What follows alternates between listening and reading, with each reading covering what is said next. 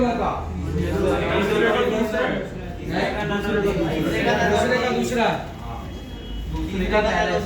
दूसरे का पहला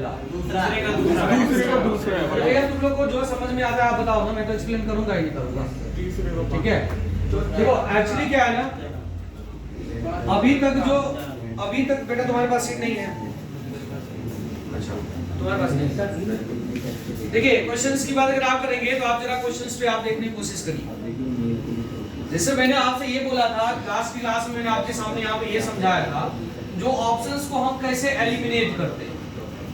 तो ऑप्शन को एलिमिनेट करने का जो एक तरीका होता है, अभी तक मैंने जनरेशन गैप की चर्चा नहीं करी है। जनरेशन गैप की चर्चा हमने अभी तक नहीं करी है। हमने अभी खाली करी क्या करी है, जो जेंडर के बेसिस पे ऑप्शन को कैसे एलिमिनेट किया जाता है, इस चीज को आप देखिए। इसके लिए आप एक इंफॉर्मेशन के बिहाफ पे यहाँ पे दो क्वेश्चन दिया गया है, क्वेश्चन पहला, क्वेश्चन दूसरा। अच्छा हमने जो अभी तक आपको ट्रिक बताया था, ये इंफॉर्मेशन बताया था, जैसे यू वाइफ है एल का, तो यू को फीमेल होना चाहिए, तो यू को फीमेल होना चाहिए। फटाफट आप चेक कर लो किस किस ऑप्शन में यू फीमेल है, आप ऑप्शन को एलिमिनेट कर दीजिएगा। इसमें टाइम लगता है। मैं अब जो आपको नया तरीका बताने जा रहा हूं, इसमें आप मुजबानी कर सकते हैं, यानी थिंक विदाउट इंक। आपको पेन उठाने की जरूरत नहीं है। सिर्फ ये काम करने में आपको मुश्किल से 4 या 5 सेकंड लगता है। इधर देखिएगा जरा, ट्रिक सीखने के लिए बेटा बोर्ड की तरफ, बेटा पीछे बोर्ड की तरफ कंसंट्रेट करिए। अभी जो आप लगा रहे हैं ना, उस परंपरा को छोड़ देते हैं, अब नया ट्रिक सीखने की कोशिश करते हैं। ये और भी टाइम आपका रिड्यूस करेगा। देखो मैं आपसे बार बार क्या कह रहा हूँ, क्वेश्चन सॉल्व करना तो पूरे संसार को आ रहा है, लेकिन मैटर ये करता है कौन कम समय में क्वेश्चन सॉल्व करके निकलता है। अब जैसे एग्जांपल के तौर पे मैंने आपसे ये बोला a माइनस बी, यानी a is mother of b, यानी फीमेल माइनस जो है यहाँ पे फीमेल सिंबल को रिप्रेजेंट कर रहा है। कुछ बोलो यस या नो। अच्छा फिर आपसे बोला a प्लस b प्लस का मतलब क्या है, यानी मेल को रिप्रेजेंट कर रहा है। बेटा और बेटी को छोड़ो, आप खाली मेल और फीमेल को पढ़ो। मतलब कौन सा सिंबल मेल के लिए, कौन सा सिंबल फीमेल के लिए रिप्रेजेंट कर रहा है, इसको हमने क्या किया है, सिंबल में रिप्रेजेंट कर दिया यहीं पे। अब देखो स्टार डॉटर यानी फीमेल को रिप्रेजेंट कर रहा है, डॉलर हस्बैंड यानी मेल को रिप्रेजेंट कर रहा है। ये काम आपने कर दिया। तो ये बताओ ये इंफॉर्मेशन को रिप्रेजेंट करने में कितना टाइम लगेगा, मुश्किल से 3 से 4 सेकंड। जब आप फुल फ्लेजेड में आएंगे तो इन चीजों को रिप्रेजेंट करने के लिए कितना टाइम लगेगा, 3 से 4 सेकंड। आप कर सकते हैं कि नहीं कर सकते। अब देखो क्वेश्चन सॉल्व करने से पहले बेटा क्वेश्चन तो पढ़ोगे ही ना, क्या लिखा होगा पढ़ो। You is wife, you wife कब, जब वो फीमेल है कि नहीं, यानी यू को फीमेल होना कंपलसरी है। तो अभी तक तो आप यही कर रहे थे ना, जो यू फीमेल किस किस ऑप्शन में है ये फाइंड आउट कर रहे थे।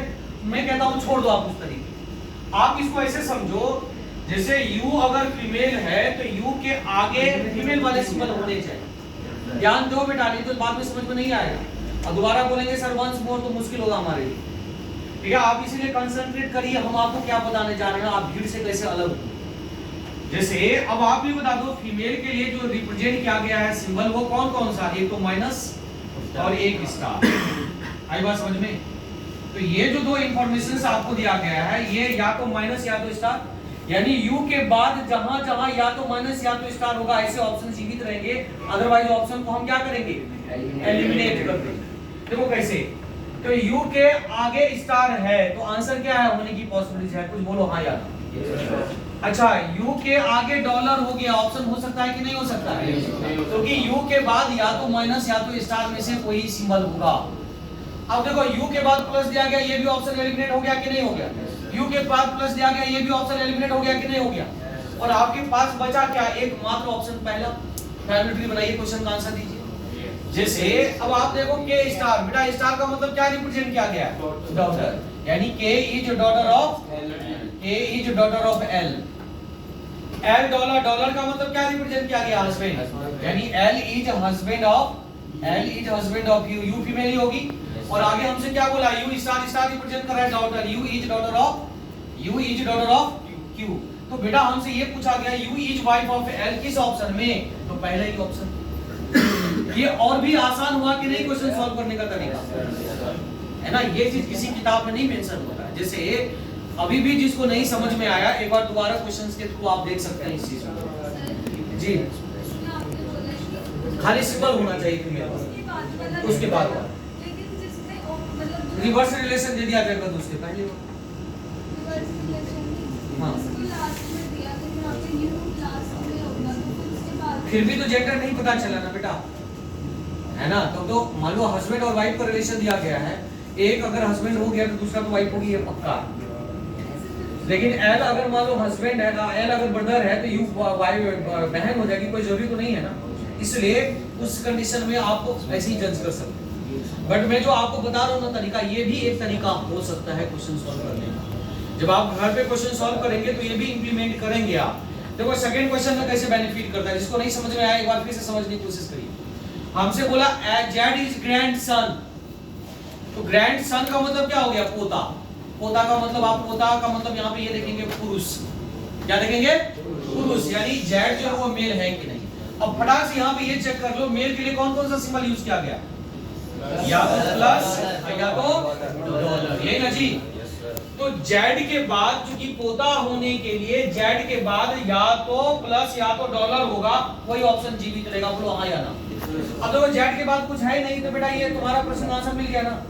तो जेड के बाद कुछ है ही नहीं तो ऑप्शन को हटा दो, फैमिली ट्री बनाने की जरूरत है ही नहीं। चलिए इसके बाद आप सेकंड ऑप्शन देख लीजिए, जेड के बाद क्या है, प्लस है, आंसर होने की पॉसिबिलिटीज है, पॉसिबिलिटीज है, मैंने ये नहीं बोला इसमें आंसर। फिर आप ये बता दो जेड स्टार, ये ऑप्शन तो ऐसे ही निकल गए, ये ऑप्शन तो ऐसे ही निकल गए, कौन सा ऑप्शन बचा, सेकंड ऑप्शन बचा। फैमिली ट्री बनाइए, क्वेश्चन का आंसर दीजिए। तो आप मुझे ये बता दो, सेकंड ऑप्शन में जब फैमिली ट्री बनाते हो तो प्लस का मतलब रिप्रेजेंट क्या गया, क्या सन, यानी जेड इज सन ऑफ जे। अब फिर क्या बोला, जे प्लस, प्लस का मतलब क्या बोला, son, J is son of, J is son of V. तो आप मुझे ये बता दो वी जो है वो जेड के कौन हो जाएगी, ग्रैंडफादर। जेड जो है वो वी के कौन हो जाएंगे, ग्रैंड सन, और वी जो है वो जेड के कौन हो जाएंगे, फादर। तो होश में हो कि नहीं, हाँ ग्रैंड फादर या मदर में से कुछ भी हो जाएगा ना। तो ऐसे ही केस में तो आंसर सी एन डी लगाते हैं ना बेटा। The gender of we is unknown, how can we say he is male या शी इज फीमेल। तो ग्रैंड मदर है कि ग्रैंड फादर है, हम कह पाएंगे क्या, नहीं ना। इसलिए ग्रैंड पेरेंट्स आप बोल सकते हैं, लेकिन आप यहाँ पे ग्रैंड मदर या ग्रैंड फादर के साथ नहीं जा सकते, क्योंकि वी का जेंडर क्या है, डिसाइड है। लेकिन हाँ ये डेफिनेटली आप बोल सकते हैं जेड जो है वो वी के कौन हो जाएंगे, क्लियर है, ऐसे भी देखना है। चलिए ओके।